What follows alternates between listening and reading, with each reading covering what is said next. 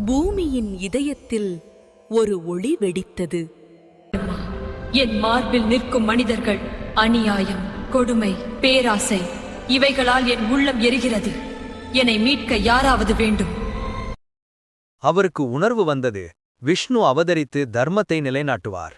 அதற்காக உலகம் ஒரு பெரிய இதிகாசத்தை சாட்சியாக பெற வேண்டும். அந்த பணியை நிறைவேற்ற யாரும் தகுதியில்லாதபோது அவர் ஒருவரை நினைத்தார், மகா முனிவர் வியாசர்.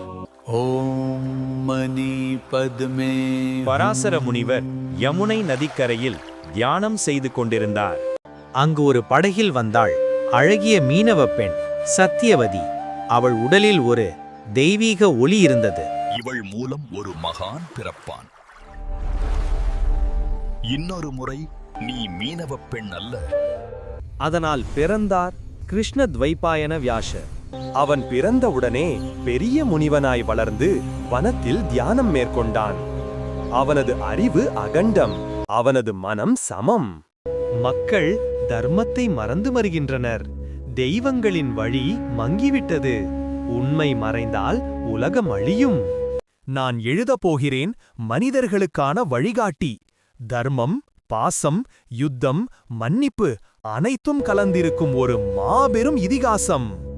ஆனால் இத்தனை பெரும் கதை மனிதனின் கை எழுத முடியுமா? அவன் தியானத்தில் மூழ்கி பிரம்மாவை வேண்டினான். அந்த ஒளியிலிருந்து பிரம்மா தோன்றினார். பிரம்மா பதிலாக கூறினார், உனது சொல் தெய்வீகமானது. அதனை எழுத வல்லவன் ஒரே ஒருவர், விநாயகர். அவனை அழை. வியாசர் தியானத்தில் விநாயகரை நினைத்தார். மீது ஒளி பொங்கியது. முன் தோன்றினான் விநாயகர். அன்பு நிறைந்த முகம், கண்களில் கருணை. ஓ விநாயகா, என் இதயத்திலிருந்து எழும் வார்த்தைகளை நீ எழுதுவாயா? எழுதுவேன், ஆனால் ஒரு நிபந்தனை. நீ ஒரு தடவை கூட நிறுத்தக்கூடாது. நான் நிறுத்த மாட்டேன். விநாயகர் தன் தந்தத்தை உடைத்து அதை எழுதுகோலாக வைத்துக் கொண்டார்.